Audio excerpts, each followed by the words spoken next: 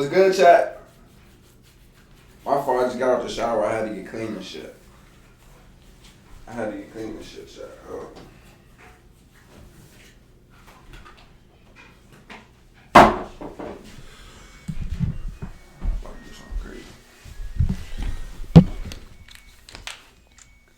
What's good, YouTube? We back again with another video, man. Hope y'all been living fucking great. Oh, did I start it? Oh, yeah, I started it. I hope y'all been living great, man. I hope everything been going good for y'all. I've been happy. You know, I was just depressed probably like a week and a half ago. But shit feel good now, y'all. Keep y'all head up always, no matter what's going on.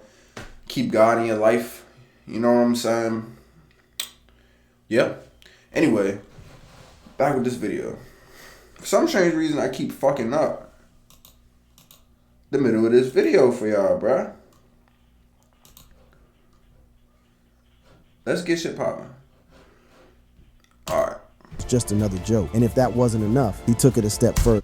10 times Lil Jeff killed people on camera. Gunning down 2 high school students and still finding a way to joke about it online. Cold-blooded, unfiltered, absolutely savage. These are Lil Jeff's most savage moments. Murders. Lil Gutta in a targeted hit. Lil Jeff lived by Number 1, Lil Gutta.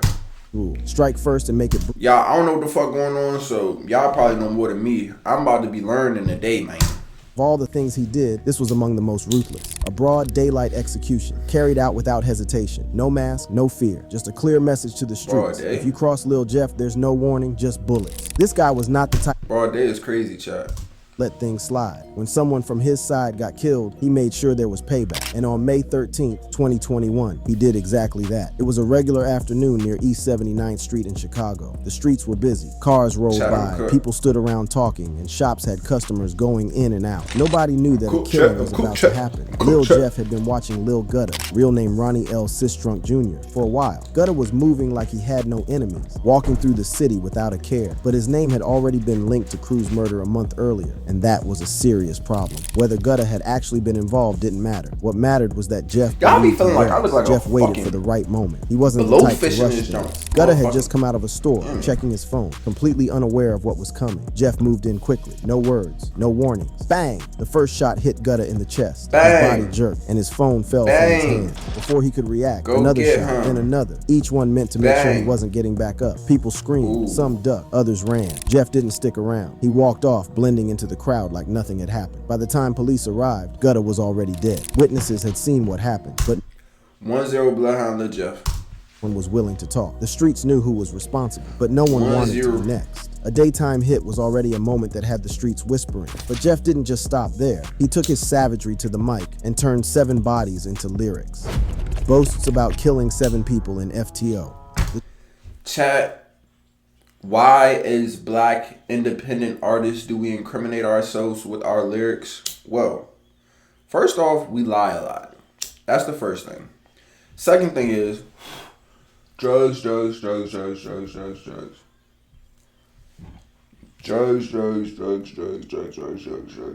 gonna lie to y'all, chat. The drugs be having niggas' heads thinking that they untouchable, like by the police, by the people, they parents, whatever. Like, nigga go home yesterday, he getting his ass beat, he scared by his mom, bro. He take the right drugs, he coming in there acting like a fool, bro. But hey, don't say I didn't tell y'all. The scene had always been filled with bold lyrics and street talk, but in March 2024, a song dropped that had people questioning whether the words were just music or real confessions. The track was called FTO, and as soon as it hit the streets, it became one of the most talked about songs that year. Lil Jeff and Vert had been teasing the release for weeks. When it finally dropped, the energy was violent, raw, and reckless. Chat, do I do drugs? I don't do drugs. Jeff rapped about taking 7 lives, bragging like it was just another achievement. The way he delivered it was too specific, too detailed, making people wonder if he had really done everything he claimed. What would you consider a drug, chat? I don't do drugs. Where y'all getting that from? Hell nah, cuz. One part of the song stood out more than anything else. Jeff called out Leal by name, mocking his death with the line, Leal. Do you want to see how much money you're eligible for if you were in a car crash within the last 2 years? Leal dumb locked in a pack, we smoke him. It wasn't just a disrespectful line, it was a direct celebration of someone's murder. That was not the only part that got people talking. Another verse mentioned how his old friends, whom he used to be cool with, have now become his ops. He also mentioned how his crew had shot so much on Rhodes Avenue that their enemies had to shut down their drug spots. If true, this meant his side had not just taken lives, but also taken over entire trap operations, forcing their rivals to leave the area. The song spread fast. It was played in cars, blasted at parties, and debated in drill forums. People argued about whether Jeff's claims were exaggerated or if he had really dropped 7 bodies. No matter what the truth was. Chat, what y'all think? Exaggerated or he really caught 7 hats at the time that he was speaking? What y'all think, chat? I know he got 1 so far. He won those so far from what I seen. What y'all think? Thing was clear. Jeff had no fear of what he said or who heard it. His reputation for self-snitching was already growing, but FTO took it to another level. Now, was Jeff exaggerating his numbers, or was he really keeping score? That question didn't last long, because his next moment made it clear that when Jeff rapped about murder, it wasn't fiction. Gets revenge for Z-Money by killing Lil Pooh. Lil Jeff had been waiting for the right time, and when the moment came, he made sure it was merciless. Z-Money's death had left a wound that only blood could close. Damn. He was in the streets? He was in the streets?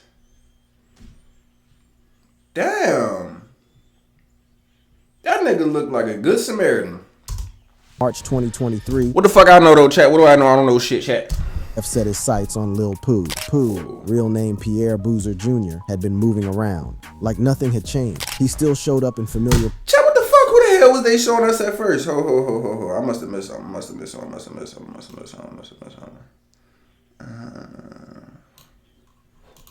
March 2023, Jeff set his sights on Lil Pooh. Pooh, real name Pierre Boozer Jr., gets revenge for Z-Money by killing Lil Pooh.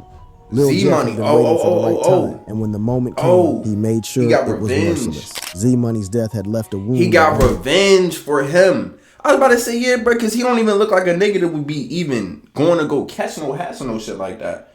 Damn. If he did get avenged for his man, bro, that's crazy, because he definitely didn't look like he was in shit, so. Could close. And in March I ain't gonna condone no shit like that, Jeff man. set his sights I on don't condone no get back. Real name Pierre Boozer Jr. had been moving around. Like nothing had changed. He still showed up in familiar places, still laughed with his people, still acted as if his name wasn't being whispered in the streets. But Jeff had already decided that Pooh wasn't going to see the summer. The plan was set in motion days before. Chat, he already had his mind made that nigga was gone. His mind was already made, chat.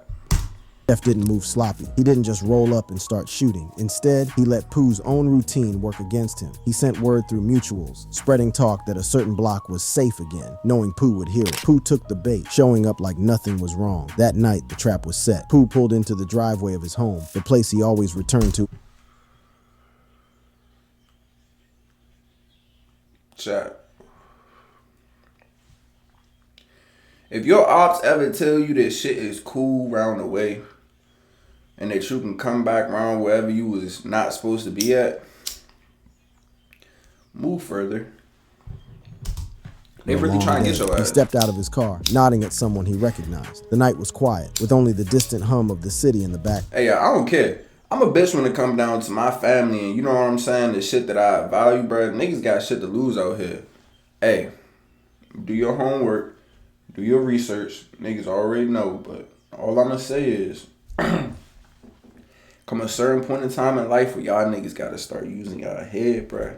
Stop crashing out. That shit come a point in time in everybody's life where they go through some shit or they realize some shit. Some people ignore it and keep going.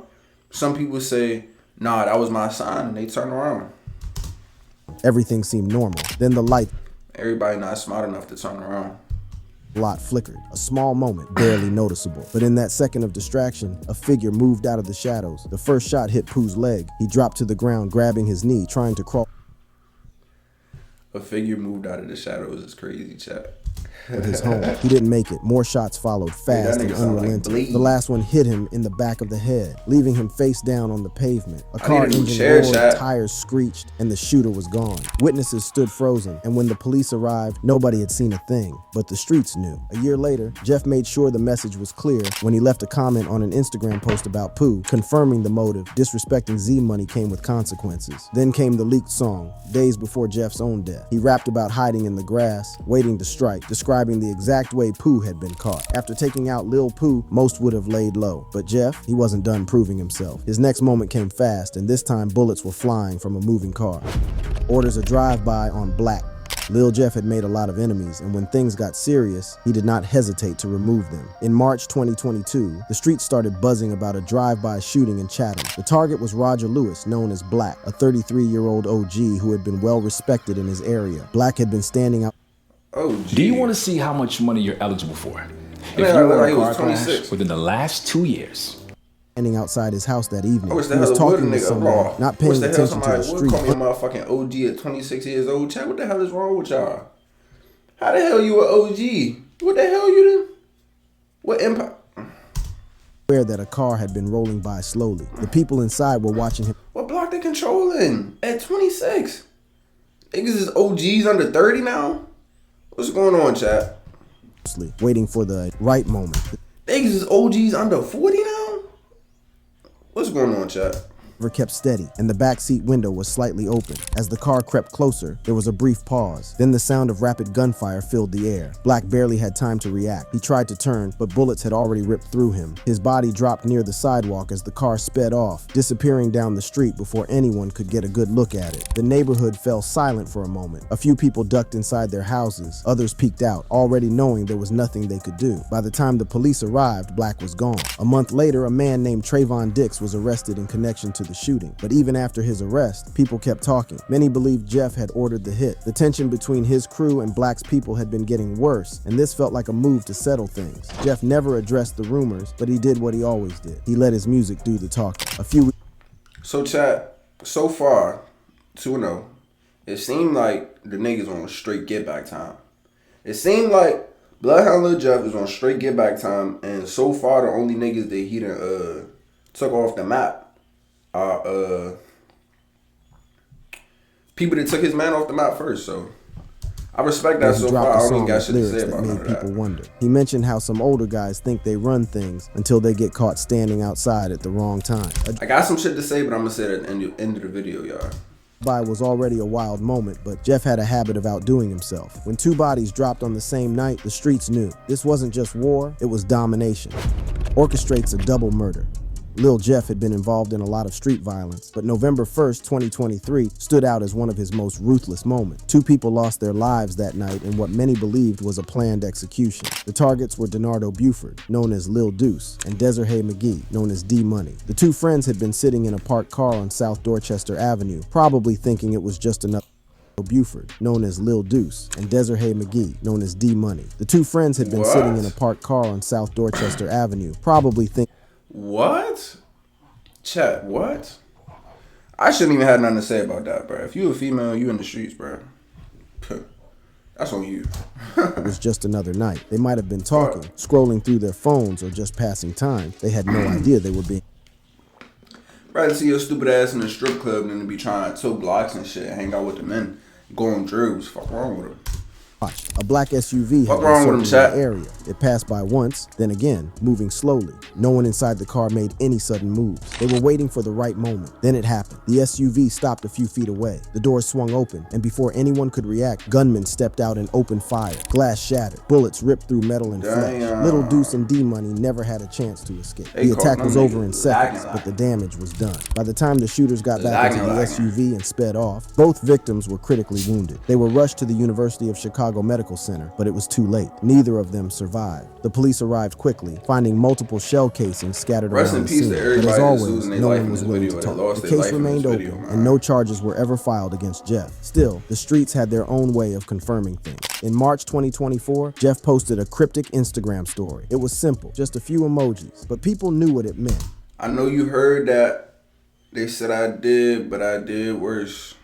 It seemed to be a list of names, and It one of said I them was did, but I clearly did linked to worse D shit. Money's murder. You'd think after a double murder, Jeff would want to keep quiet, but no. His next moment was in the studio, rapping about his victims with details only the killer could know.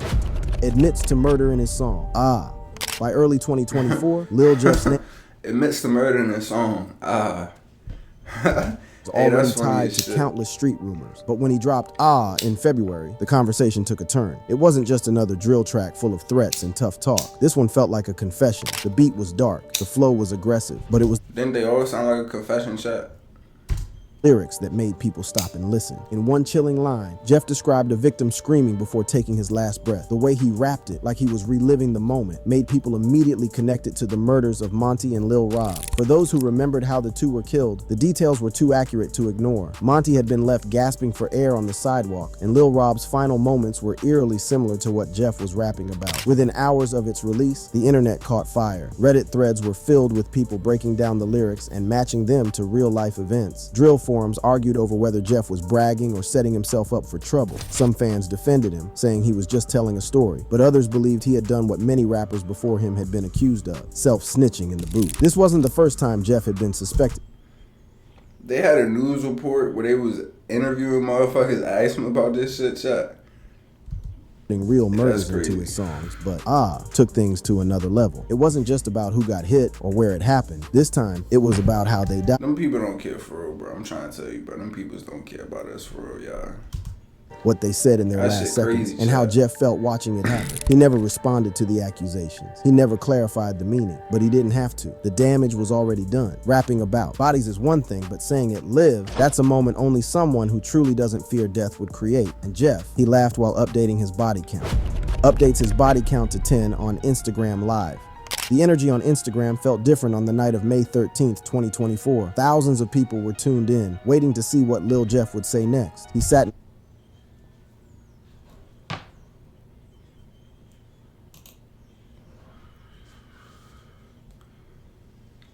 They don't kill anybody with it. Yeah.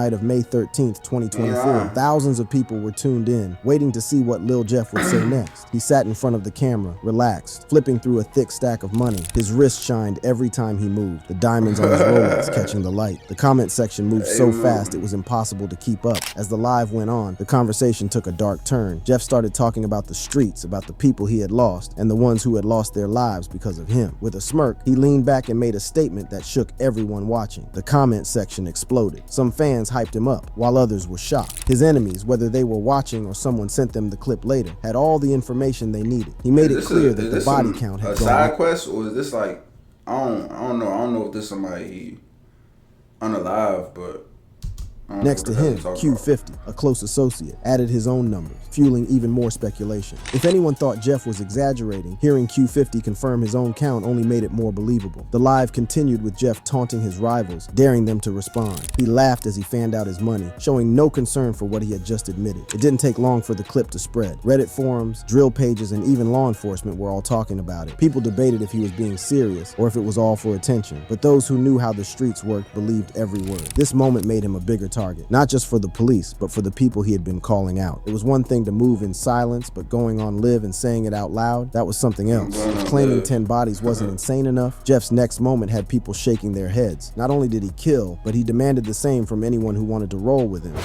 Brags about his killing school requirement. In early February 2024, Lil Jeff's Instagram post had the city talking. He said he was going to start a killing school, and the requirement was a minimum of 2 bodies. I'm taking just a killing school. Class start next week.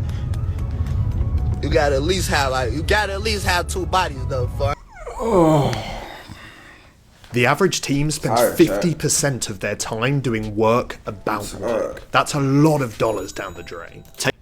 I ain't coming with no. If you ain't got shit, I can't work with no beginners. But that's not all. The post started with a message about his enemies, accusing them of taking out innocent people instead of handling real street business. It was a direct shot at those who had been speaking on his name. But what really caught people's attention was the photo that came with it. Jeff had a fresh tattoo, 10 teardrops inked onto his skin. The streets already understood what that meant. Shit, chat.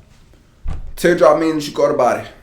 Drop was a body, a life taken. Some people even speculated that 2 of them were for Lil Rob and Monty, 2 names connected to past murders. As if that wasn't enough, he lined up a series. Chat.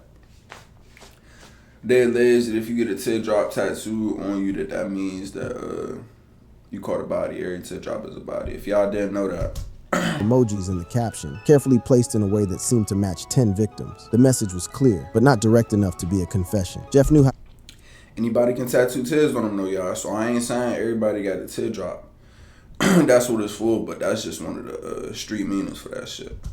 A lot without saying too much. His close associate, Q50, didn't let the moment pass. He followed up with his own post, updating his body count to 8. If anyone had doubts about Jeff's claims, hearing Q50 confirm his own numbers only made it feel more real. The conversation... I promise y'all, if these niggas was sober and they was living the exact same lifestyle that they was living, y'all, they was sober getting money doing all this shit they was doing, I promise y'all they would not be incriminating themselves talking about these bodies and shit, y'all. It's the drugs. I'm telling y'all this from personal experience. I'm not telling y'all this just because, like, I'm telling y'all this shit is the drugs. The post spread quickly. Some laughed it off, saying he was just rapping. But was he really? Jeff had already made it clear. His circle wasn't for amateurs. But when he posted a cryptic message that looked like a list of his victims, it became a moment the internet couldn't ignore. Posts a cryptic message listing his victims. Lil Jeff was known for stirring controversy, but in April 2024, he took things to another level. Instead of making a direct statement, he dropped a post that had the whole city talking. The post contained lyrics from an unreleased King Von song, but what really caught people's attention was what came after. Below the lyrics, Jeff added 10 emojis. At first, it looked random, but the streets quickly started putting the pieces together. One emoji stood out more than the rest, a woman's hat. It did not take long for fans to link it to D-Money, a known name in street circles. People believed it was a coded reference to his female nickname, a slick way of saying he was responsible for the murder without actually saying it. The conversation spread fast. Was this a body count? Was he listing his victims? Some thought it was a way to taunt his enemies. Others called it another case of self-snitching, something Jeff had... Are we lost in the sauce, chat? I feel like we was on 10 times and now we just kind of like getting the backstory of some shit. I ain't mad at it. Like I said, I came here to learn, but... been accused of multiple times. Despite the backlash, Jeff refused to take the post down. He never explained its meaning, never corrected the speculation. Instead, he let people argue and debate, watching as his name spread even further. Nobody knew if the emojis really represented lives lost, but one thing was clear. Jeff wanted people to keep guessing, and he made sure they never stopped. Well, just like a town hall meeting that they went to where they was talking to the people about how many bodies they caught. I'm confused. I keep seeing this clip. I need some backstory on this clip, chat. I need to know what the fuck is going on here, y'all. Some killers leave evidence behind by accident. Jeff, he turned it into a moment. Flaunting stolen watches and bloodied hands, he wasn't just sending a message, he was mocking the dead. Taunts ops with stolen watches and bloody hands. Social media had always been a tool for Lil Jeff, but in early 2024, he used it to send a message that had everyone watching. This time, it wasn't a song, a cryptic caption, or a live stream. It was a set of pictures that spoke louder than words. The first image showed 2 expensive watches, both sitting on his wrist. The brands were easy to recognize, the kind of jewelry that only a few people in the city could afford. But it wasn't about the price. It was about who they belonged to. Word spread fast that they had been stolen from 6,300 Breado, a known rival. Jeff didn't just take them, he posted them for the world to see, making sure Breado and his people felt the disrespect. The second image was even worse. His hands were covered in blood. Nobody needed an explanation. The meaning was clear. He was claiming to have done something violent, something that took him to a different level in the streets. Whether it was a real confession or just a way to boost his image, the message was the same. He wanted his enemies to know he was... Did that nigga pass away or did he just rob him? People immediately connected this to something deeper. Months earlier, Jeff had been robbed by BKN members, an incident that had been laughed about on social media. Some saw this as his way of getting... They robbed him while he was shining. I said $10 will cost him his whole hustle career. Bloodhound, Jeff and Bloodhound. Barbados.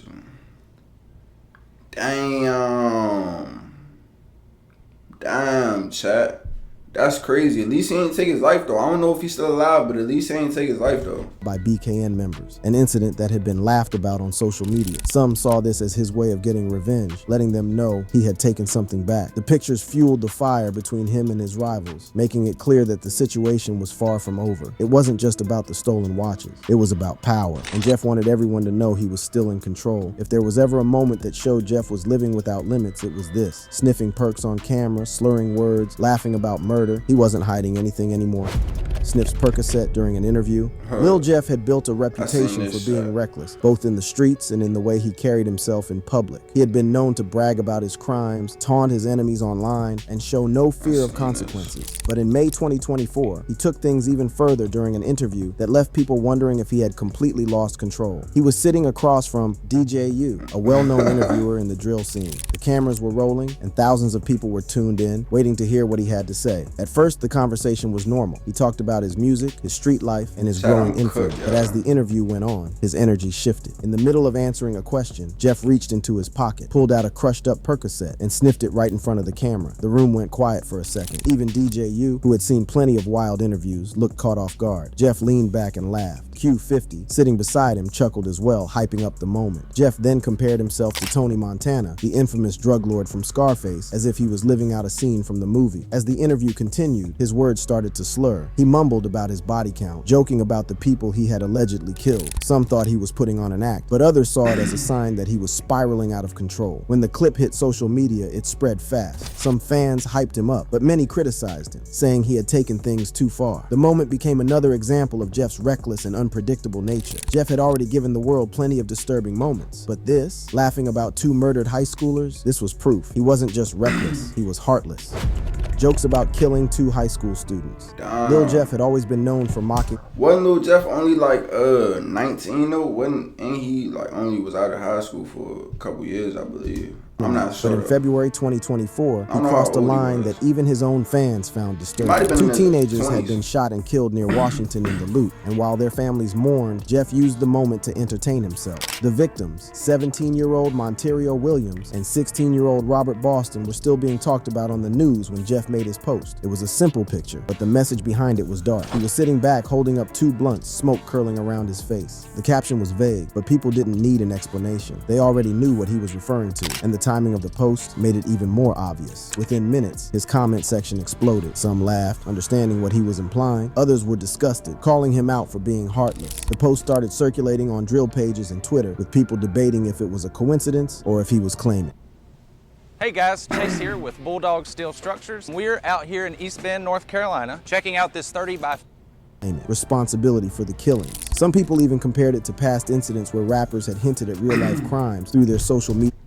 I can confirm that we were clickbaited, chat. I thought those 10 times Lil Jeff killed people on camera. This is definitely not what that is, but Jeff saw the backlash but didn't care. Instead of deleting the post, he kept making reckless statements, making it clear he was not worried about what anyone thought. He had been accused of self-snitching before, but this time it felt different. The way he casually joked about 2 teenagers losing their lives made it seem like he had no limits. The families of the victims spoke out, expressing their pain and anger. Community leaders called for action, saying this was proof of how drill culture was getting out of control. But Jeff continued posting, refusing to show any remorse. Whether he was truly involved or not, the damage was done. The post became one of the most disturbing moments of his career, adding to the long list of reasons why people saw him as one of the most reckless figures in the drill scene. For years, Jeff had created savage moments at the expense of others, but on June 8th, 2024, his final moment came when he ran into a house and never came back out alive. Chases an op into a house, then gets gunned down. In the streets, every move comes with consequences. Some take longer to arrive, but they always do. For Lil Jeff, June 8th, 2024 was the chat. This is exactly what I be trying to say when I'm gonna wait till the video over. This is what I be talking about. Everything caught up with him. It was a moment that would mark the violent end of a name that had caused fear and chaos for years. It happened on South Rhodes Avenue, a place that had seen its fair share of shootouts, but nothing like this. Witnesses saw Jeff chasing an enemy, moving fast, determined, and focused on only one thing. The man he was after sprinted toward a house, grabbed the door, and disappeared inside. Most people would have hesitated, but Jeff didn't stop. He followed without thinking, stepping through the doorway, convinced he had the upper hand. The moment he entered, gunfire erupted. The house was not a place place of safety for his enemy, it was a trap. The people inside had been waiting, and Jeff had walked straight into their setup. Shots came from different angles. 19 bullets tore into Jeff's body before he even had the chance to fire back. His crew, who had been right behind him, immediately returned fire. 19 bullets, chat. 19 bullets tore through his body. Holy. The quiet street into a war zone. By the 19 time the bullets. shooting stopped, the damage was beyond repair. 58 shell casings were scattered across the scene. The walls were torn apart by bullets, and the floor was covered in blood. Jeff's crew saw him lying there, barely clinging to life. They had a choice: stay and fight or leave. They chose to run. By the time the police arrived, the house was empty. The ones who had set the trap had disappeared. Lil Jeff was gone too. His story ended the same way he had lived, surrounded by gunfire, with no second chances. Thank you for watching. If you enjoyed watching this video, click on one of the boxes playing on your screen to watch more similar. Chat. Holy. What's good, chat? Alright, y'all. That was a long ass video. Y'all already know I'm gonna keep it a buck with y'all. I'm gonna keep it a stack. I need some time to catch my bearings. Where do I begin? One, let's break this video down. So it was titled 10 times Lil Jeff killed people on camera. I only seen 2 or 3 videos, maybe 4. From what it looks like, the people that he killed on camera were people he was getting back for. I don't got nothing to say about that. For all the other shit that he did, like I said, people go through shit in life. People go through shit. You never know how they cope. You know, he obviously lost people in the street, so you never know how drugs made him react to that. So I'm too high to really speak on it the way that I want to, but I don't know, y'all. I just hope y'all stay safe. Y'all make the smart decisions, because at the end of the day, none of this should be worth it. Like, in my opinion, I feel like he could have got the same fame and the same money and did all the same shit without actually killing people and losing his life. But y'all let me know what y'all think in the comments, y'all. I'm about to end this video. Like, comment, and subscribe. I'm cooked. I'll be back, chat.